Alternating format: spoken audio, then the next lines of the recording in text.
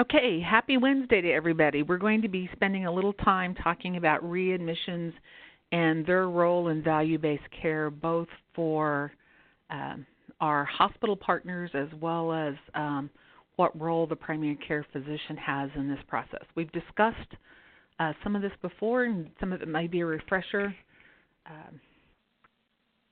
So let's go ahead and get started. As you probably know, the Affordable Care Act of 2012 had a provision in it for the readmission reduction program. Medicare has seen for a while the impact that readmissions has on the cost of care in the hospital setting, which is the most expensive service that Medicare patients get on a regular basis. As part of the readmission reduction program, penalties were added for hospitals should a patient be readmitted within 30 days. And you can see a statistic on the screen that shows that 77% of hospitals receive some type of readmission penalty, and for some time hospitals have been working diligently on ways to reduce their readmissions, and we'll talk about how some of that impacts primary care, what role primary care can have in helping with that process. One of the things that Medicare has done since the inception of the readmission reduction program was to add some new CPT codes. For us here at Utica Park Clinic, they were started around mid-year in 2013. You guys are probably very familiar with those TCM codes, but the goal was to lower readmissions with follow-up care by telephone contact or some type of contact with the patient within 2 days of business.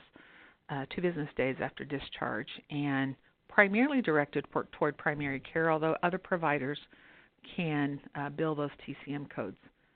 You guys know these codes pretty well. 99495 is a moderately complex patient and requires a face-to-face visit within 14 days to bill that code, which does pay a higher rate than a regular hospital follow-up code would allow. Then there's the 99496, which is a highly complex patient seen within 7 days, and this is only billable one time in that 29-day period. If for some reason the patient were readmitted, we'd have to do an edit in that 30-day period of time. We'd have to do an edit on those TCM codes. So I want to show you guys some data from the hospital side. We've been working with them here in Population Health as partners to try to reduce readmissions. So this is a graph of all the readmissions that occurred at Hillcrest Medical Center only by the number of days to readmit for fiscal year 2017. So the fiscal year for them is January through December. In that time period, they had a total of 1,238 Medicare discharges. That's Medicare fee-for-service discharges. You can see here there were 503 readmissions that occurred within the first 7 days of a patient's discharge, and an additional 303 patients that were discharged within 14 days. So if we go back and use those reference dates for the TCM codes, we can see that the TCM code alone will not, or seeing a TCM patient with those timeframes may not have the impact of reducing readmissions that maybe they thought. So for Hillcrest, a total of their readmissions, 65% of them are readmitted within 14 days. Numerous reasons, and we'll talk about those as we move along.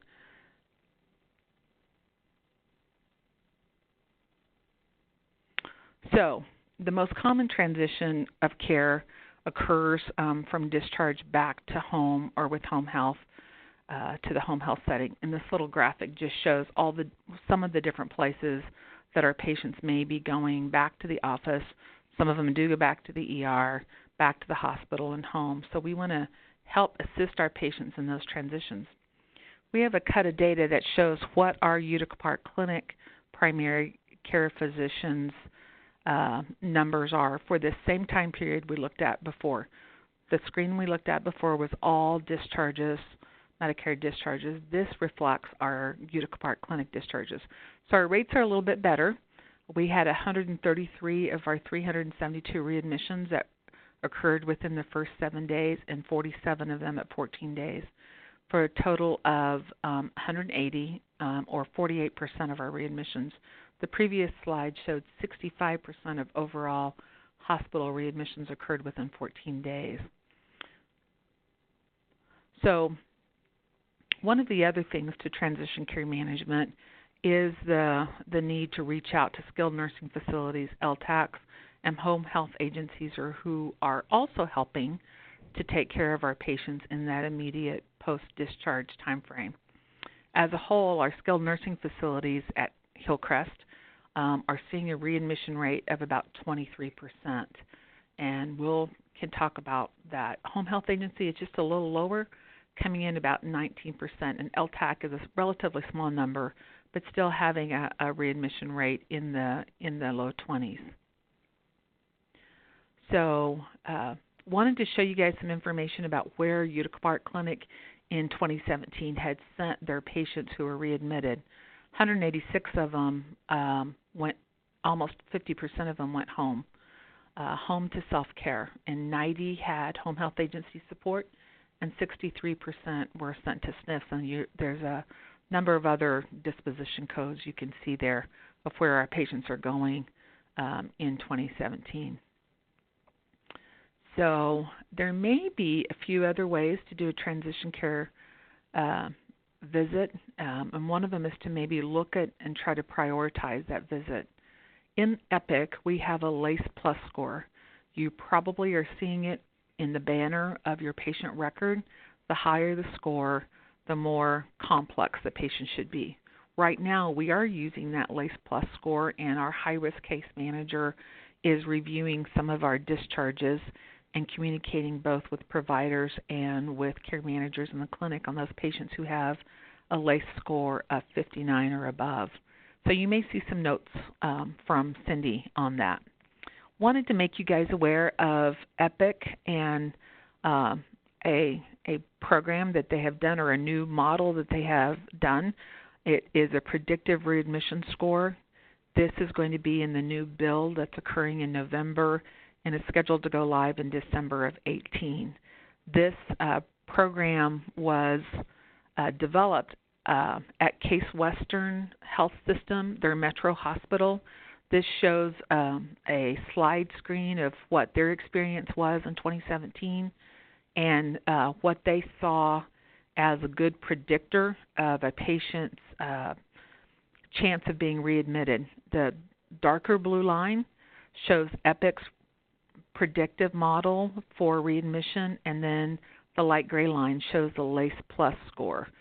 So in almost every area, you can see that the EPIC predictive model was had a better prediction rate of patients who were readmitted, and that allowed Case Western to be able to target those patients for additional transition care support.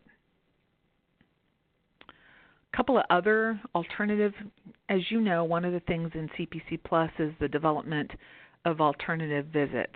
So I wanted to make you guys aware that we have an advanced practice provider who is willing to do some in-home TCM visits if for some reason that patient is unable to make it into the clinic. She would actually go into the home and meet with that patient. There's a visit that occurred this morning at 10 a.m. for one of our patients that was having difficulty.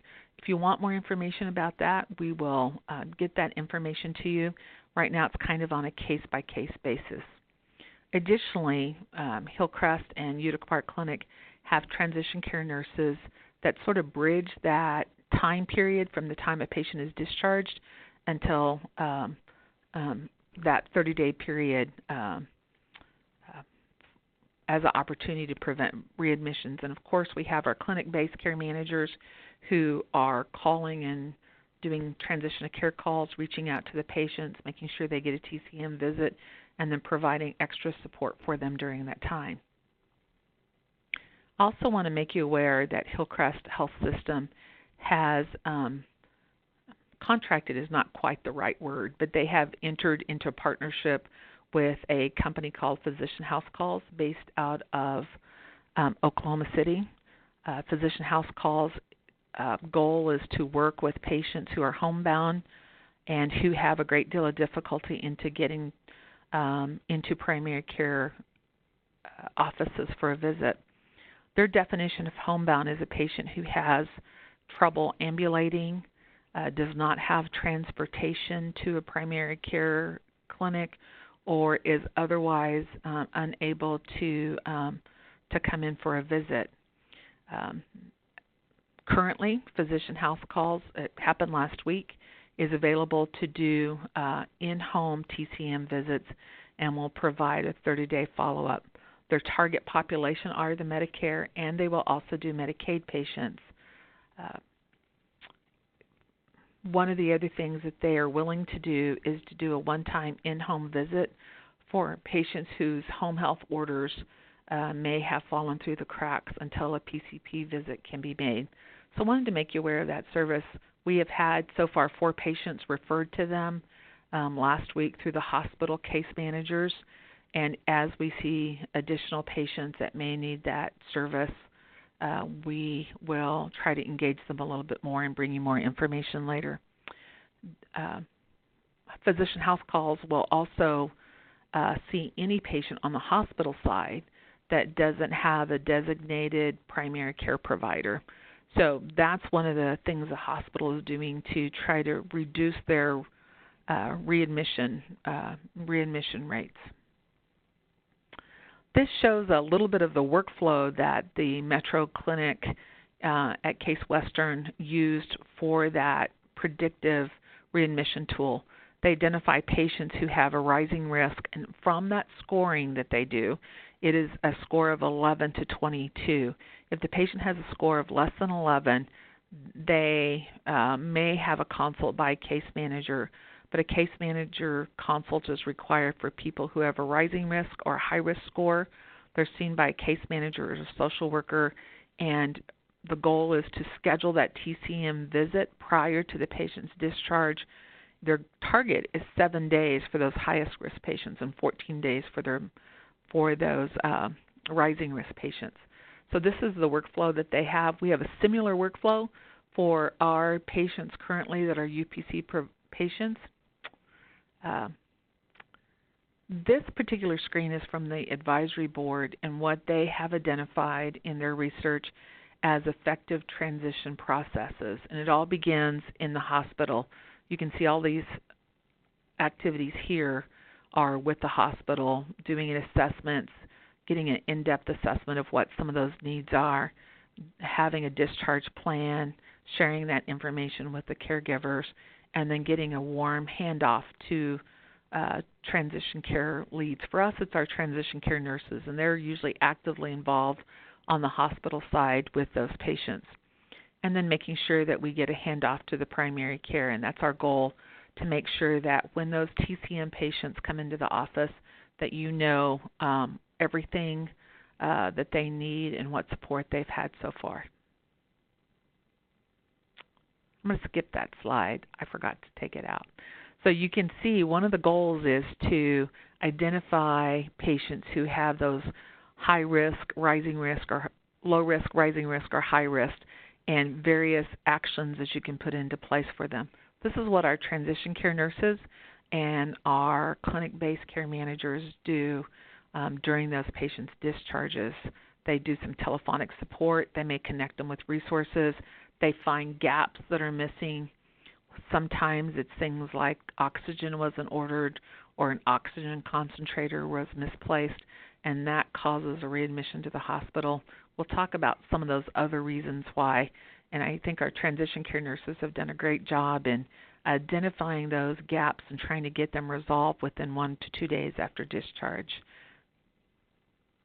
Okay, so these are the discussion points for us to kind of think about today as you think about your patients that are coming in for TCM visits and patients who are needing extra support. Your care manager gets a listing of patients that are discharged not only from Hillcrest but from St. John's and St. Francis facilities as well. And they do make transition care calls talking to the patient and asking them about how they're feeling. And our goal is to get those calls done within 2 business days of the patient's discharge. one question for everyone is, do you have a transition care management visit spot blocked on your schedule? I know that every practice manages this a little bit different. We have some clinics that have holding spots for TCM visits, and if they're not filled the day before, they release them for same-day appointment calls that they anticipate the next day. The other question is just to look at how quickly are your discharged patients being seen in your clinic. From that slide, we see that the highest number of readmissions occur within those first 3 to 4 days. So the faster the patients can be seen in that TCM visit, probably they'll have a better outcome. And our in-clinic care managers started earlier this year to begin to reach out to the skilled nursing facilities and offer support to them, such as an updated medication list, and request a notification from that skilled nursing facility of that patient's discharge, so we could be there to help them at the time of their discharge from the SNF as well. So that might be a discussion for your clinic to find out how that process is going and how often we are hearing back from our skilled nursing facilities. One of the things, just to also make you aware, is that beginning October 1st, Hillcrest Health System on the hospital side began a bundle payment initiative for at least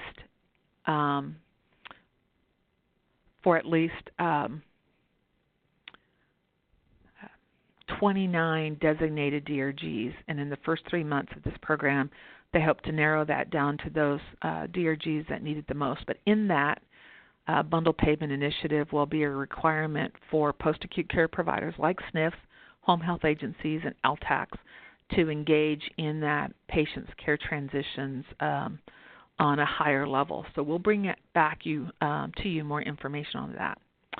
In summary, and I know you guys always love to hear that word, in summary, there are many reasons why patients are readmitted to the hospital, almost as many reasons as we have patients. One of the highest is no home support. Additionally, we see a lot of patients that have medication management issues. Some of it is confusion about which meds to take. They get a new medication ordered at discharge. They don't know if they should take that or their old meds, so they either don't take any or they take both, and both of those actions can cause a readmission. We also see some patients who have delays from VA or Indian Health Services because they need to make a visit there to pick up their medications. I want to give you guys a little bit of alert. Recently, I'd say in the past month or so, we've seen an increased number of inpatient discharge medications at the time of discharge from the hospital that are being sent to mail order pharmacies rather than the patient having a script or the e-scribe going to a pharmacy close to them. I'll just make you aware we are communicating those issues to the hospital side so they can engage their hospitalist or whoever is discharging the patient to pay more attention and not just to click the box. We are also seeing a number of patients who don't have transportation to the PCP office, so we're investigating through social services. We're investigating some options for some ride-sharing transportation. We're looking at a couple of companies and what the cost of that would be should we elect to pursue that. On the post-acute provider side of the hospital discharges, we have also seen an increase in the past couple of months with home health agencies accepting the patient for home health at the time of discharge, but at the time our nurses are making a call after discharge to the patient is advising that the home health agency has declined service and told them that they're not going to do that. We see a couple of reasons why. One of them is that need for an order from a provider to start services, and if the home health agency, their rules have gotten tighter as well, so if they don't have that order, they will not be paid for the services, so they're declining services, and we scramble in that 2 to 3 days after discharge to try to find a home health agency that will pick that up or get an order.